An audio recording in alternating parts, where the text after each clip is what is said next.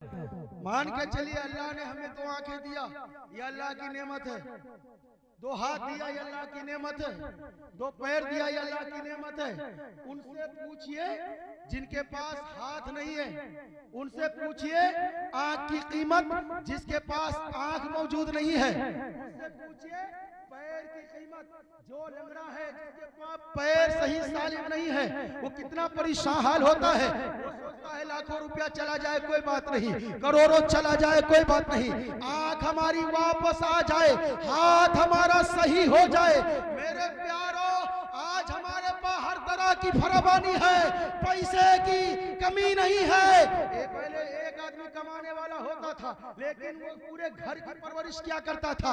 इतनी मक्कारी नहीं थी, इतनी लालच नहीं, और इंसान झूठ भी बहुत कम बोलता था। जब से ये मोबाइल आया है, मोबाइल ने इंसानों को इतनी कसरत के साथ झूठ बोलवाना शुरू कर दिया है। आलम ये होता है कि घर में आदमी मौजूद है, किसी ने फोन किया, बात नहीं करनी हो तो कहता है बेटे से कह दो कि अब्बू मोबाइल को चार्ज में लगा के कहीं गए हैं। वजह क्या है? ये झूठ है, झूठ जानते हैं। और अल्लाह फरमाता है झूठ के ताल्लुक से लानतुल्लाहि अलल काज़िबीन, अल्लाह की लानतें बरसा करती है झूठों पर। अल्लाह फरमाता है इन्नल्लाह ला युहिब्बुल काज़िबीन, झूठ बोलने वालों को पसंद नहीं फरमाता है। और सरकार फरमाते हैं रासु ज़ंबी अलल किस्ब, सारे गुनाहों की जड़ झूठ है। अगर इंसान झूठ से परहेज कर ले, उसके रिस्क में बरकत होगी। झूठ से परहेज कर ले, उसकी उम्र में बरकत होगी। झूठ से परहेज कर ले, उसके माल में बरकत होगी। आज क्या है वजह है?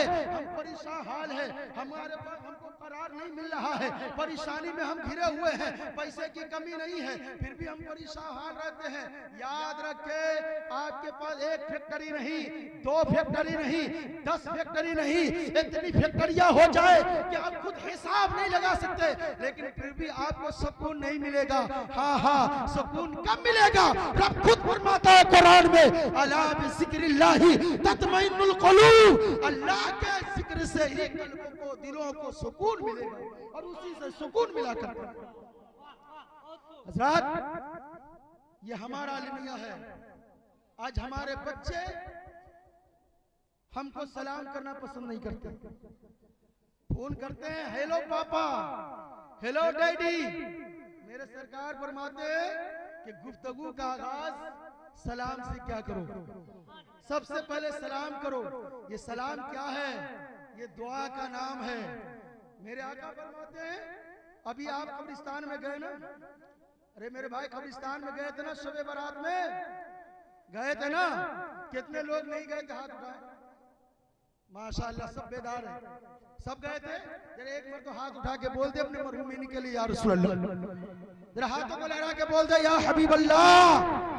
जिनके माँ बाप सलामत है उनकी लंबी उम्र के लिए, और जिनके माँ बाप इस दुनिया से रुखसत हो गए उनकी मग़फ़िरत के लिए एक बार बुलंद आवाज़ से बोल दे सुभान अल्लाह। देखिए मैं कहां से शुरू किया, अभी कहां पहुंच गया। सलाम ये दुआ का नाम है। दुआ, जब कोई किसी सलाम करता है तो एक तो दिल का कीना साफ होता है, दिल मोहब्बत रसूल का मदीना बनता है, और साथ ही साथ अल्लाह तबारक व तआला से वो दुआ करता है, ए मौला ये मेरा भाई है, सुबह में हो, शाम में हो, दोपहर में हो, दिन में हो, रात में हो, इसको तू सलामत रखना, इसको तू महफूज रखना। मैं कह रहा था कि सब पूरी दुनिया के मुसलमान तवाफ करते हैं किसका?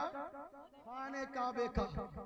खाने का हिंदुस्तानी हो, पाकिस्तानी हो, ईरानी हो, मुल्तानी हो, जहां का भी हो मुसलमान, क्योंकि वो काबा है। बात शुरू हुई थी, मैंने काबा से पूछा, है काबा तू पूरी दुनिया का, उनके मुसलमानों का काबा है, तू काबा है, अल्लाह तबारक व तआला ने तुझे काबा बनाया है। जो तुझ में दाखिल हो जाए, जो तेरा तवाफ करे बशर्ते सेहत ईमान, उसके अगले पिछले सारे गुनाह माफ हो जाते हैं। लेकिन हुकूकुल इबाद का मामला हो तो माफ नहीं होगा। हुकूकुल्लाह का मामला हो, जो बगैर, जो तौबा करने के बाद भी माफ नहीं हो सकता। जब तक कि उसकी कज़ा न करे। जैसे नमाज आपने छोड़ दिया तो तौबा कर ले, नहीं वक्त न पढ़ने कि इसकी वजह से तौबा करे, लेकिन कज़ा आपके ऊपर जरूरी है, उसको पूरा करना है। ये और सी बात है, आखिरत में रब चाहे तो अपने फजल से माफ कर दे और चाहे तो अपने अदल से आपको अजाब दे। ये रब के जिम्मे करम पर है। अल मुख्तसर कहने का मतलब ये है, मैंने काबा से पूछा है, काबा पूरी दुनिया के लोग तेरा तवाफ करते हैं, ये पता तू भी किसी का तवाफ करता है, ये पता तेरा भी कोई काबा है। काबा बबांगे दोहल आवाज देता है, ए दुनिया के लोगों सुनो, हाँ हाँ पूरी दुनिया का मैं काबा हूँ, मेरा भी काबा है। मेरा काबा कौन है? तो आला हजरत फरमाते हैं सब तो झुके हैं खाने काबा के सामने, काबा झुका है गुंबदे खसरा के सामने। सब तो झुके हैं खाने काबा के सामने, काबा झुका है गुंबदे खसरा के सामने। और आला हजरत फरमाते हैं हाजियों आओ शहंशाह का रोजा देखो, काबा तो देख चुके हो, काबे का काबा देखो, काबा तो देख चुके हो, काबे का काबा देखो। मैं चंद बातें और बता दूं, मेरे आका काबा के ताल्लुक से फरमाते हैं अन नजरो इलल काबत इबादा, खाने काबे का देखना ये इबादत है। माँ बाप के ताल्लुक से भी फरमाते हैं अन नजरो इला वजिल वालिदैन इबादा, वालिदैन के चेहरे का देखना इबादत है। अल्लामा ज़करिया साहब क़िबला मौजूद हैं, आलिमों के बारे में अल्लाह के रसूल फरमाते हैं अन नजरो इला वजिल आलिम इबादा, चेहरे का देखना इबादत है। और अल्लाह फरमाता के रसूल फरमाते हैं अन-नज़रो इलल मुसहफ़ इबादा, कुरान मुक़द्दस का देखना इबादत है, कुरान मुक़द्दस का पढ़ना इबादत है। मैं आलम तसव्वुरात में मैंने पूछा ए आका खाने काबे का देखना इबादत है, माँ बाप के चेहरे का देखना इबादत है, आलिम बामल के चेहरे का देखना इबादत है, कुरान का देखना इबादत है। तो जवाब मिलता है मेरे इन सब का देखना इबादत है, मेरे रोजे की जियारत करना ये शफाअत की जमानत है। मेरे आका खुद फरमाते हैं मंजारा कब्री वजबत लहू शफाअती, जिसने मेरी कब्र की जियारत की बशर्ते सेहत ईमान, उसके लिए मेरी शफाअत वाजिब हो गई। सुभान अल्लाह सुभान अल्लाह। शायर कहता है जिसने दरे नबी पे दिल को झुका दिया है, रब ने जहां में उसका रुतबा बढ़ा दिया है। सिद्दीक और उमर का देखे तो इश्क कोई, दीने नबी की खातिर सब कुछ लुटा दिया है। और बीमारियों का घर था वो तैबा, जिसे हम तैबा कहते हैं, उसका नाम तैबा नहीं था बल्कि उसका नाम यसरफ था। यसरफ के माने बीमारी के होते हैं, यानी वो बीमारियों का घर था।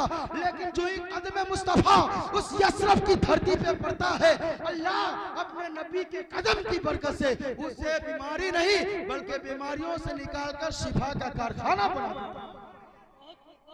बीमारियों का घर था, कहते थे जिसको यसरफ उसको मेरे नबी ने तैबा बना दिया है।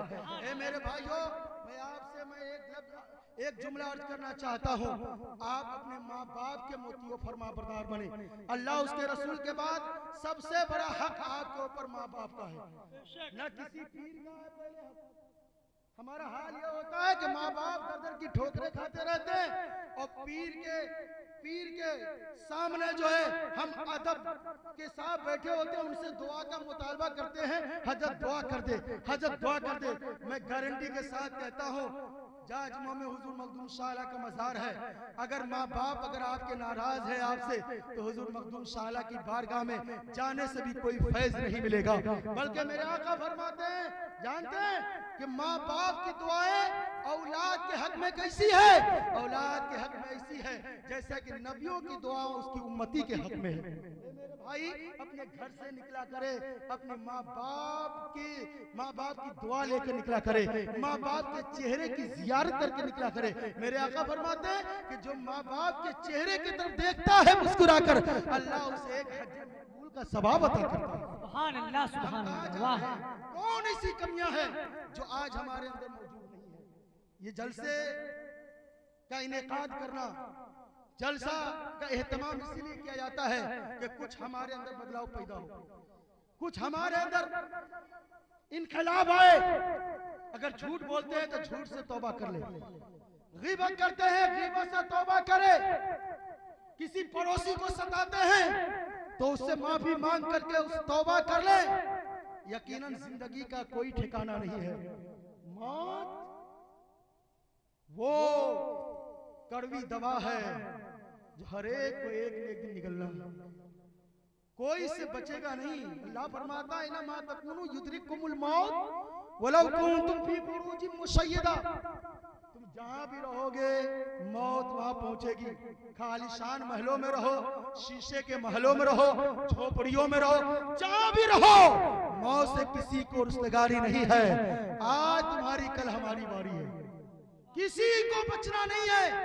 हम यहाँ से लेके क्या जाएंगे? हमारे खाली हाथ जाएंगे। हमारे साथ या तो अमाले सालिहा का जखीरा होगा या अमाले सय्यिआत हम ला कर जाएंगे। क्या मुंह दिखाएंगे कब्र में? हम कहते हैं हम नबी से मोहब्बत करते हैं, नमाज नहीं पढ़ते। हम क्या नबी, आपको मालूम है ना कि कब्र में जब पहुंचेंगे सारे रिश्ते जब जब जब दम तोड़ देंगे, सारे रिश्ते जब खत्म हो जाएंगे तो कब्र में मुस्तफा की मोहब्बत सहारा दे देगी। कब्र में सबसे पहले जिस चेहरे का दीदार होगा वो चेहरा कोई और नहीं होगा बल्कि मुस्तफा का चेहरा होगा। हम दुनिया में रह करके नमाज पढ़ते हैं कि मुस्तफा का दीदार हो जाए, रोजा रखते हैं मुस्तफा का दीदार हो जाए, दरूद पढ़ते हैं मुस्तफा का दीदार हो जाए, अच्छा काम करते हैं मुस्तफा का दीदार हो जाए, लेकिन दीदार नहीं हो पाता। लेकिन जब मोमिन को मौत आती है, जब वो मरता है और जब वो कब्र में पहुंचता है और जब फरिश्ते उसको झिझोर कर उठाते हैं तो सबसे पहले जिस जात का उसको नजारा होता है वो जात कोई और नहीं बल्कि मुस्तफा की जात हुआ करती है। मुस्तफा मेरे मौजूद हुआ करते हैं। ये भी है कि मुस्तफा मौजूद होते हैं या मुस्तफा का अक्स नजर आता है। सुभान अल्लाह, सुभान अल्लाह। अब कोई कहेगा यार एक वक्त में न जाने हजारों नहीं लाखों लोगों का इंतकाल होता है, मुस्तफा सबकी कब्र में कैसे पहुंच जाएंगे? हमारा और आपका ये ईमान है कि मुस्तफा चाहें जब गौसे पाक एक वक्त में एक टाइम में 70 मुरीदों के घर पहुंच सकते हैं, वाह वाह, तो बहुत मुस्तफा 70 क्या 70 करोड़ हो या ज्यादा हो, हर गुलाम की कब्र में क्यों नहीं पहुंच सकते? सुभान अल्लाह, सुभान अल्लाह। तो कब्र में किसका दीदार होता है? दुनिया के अंदर साइंस ने इतना तरक्की कर लिया कि दिल्ली में एक बैठ करके स्टूडियो में बैठ करके कोई समाचार बनाता है, कुछ बोलता है, आप अपनी खबर अपने घर में टीवी को ऑन करते हैं वो वहां नजर आता है। वो अपने घर में करे, वो अपने घर में करे, वो अपने घर में करे, सबके घर में वो नजर आता है। जब दुनिया के साइंस का ये कमाल है तो ये साइंस तो भी मुस्तफा के सदके में रब ने अता किया। सुभान तो अल्लाह। मेरे मुस्तफा का क्या कमाल होगा? बल्कि यूं कहिए कि हम सब यकीन के साथ मुस्तफा पर ईमान रखते हैं कि मेरे मुस्तफा के जैसा रब ने किसी को बनाया ही नहीं है। और कब्र में जब पहुंचेंगे तो मुस्तफा के चेहरे का दीदार होगा। बल्कि मैं ये शेर में आपके समाज के हवाले करता हूँ कि महशर में आस लेके गुनहगार आएंगे, वाह वाह, हश्र खुद मुख्तार आएंगे।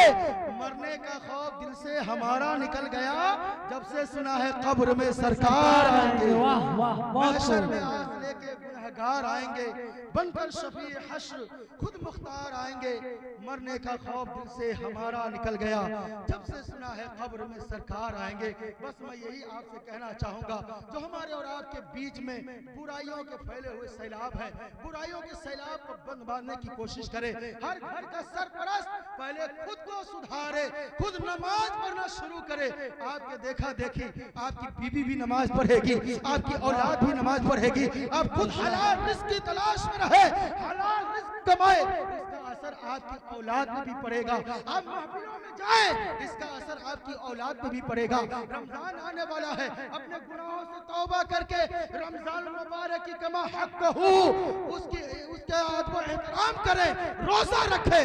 यकीनन इसका असर आपकी औलाद में भी होगा। क्या हम नहीं देखते हैं कि जब घर का आदमी, घर का सरपरस्त मस्जिद में नमाज पढ़ने के लिए आता है, छोटा बच्चा है, अभी कुछ कुछ नहीं जानता, उसके साथ वो आता है, बाप की तरफ देखता है, बाप कयाम में है, वो भी कयाम में होता है, बाप रुकू में जाता है, वो भी रुकू में जाता है, बाप रुकू से उठता है, बच्चा भी रुकू से उठता है, बाप सजदे में जाता है।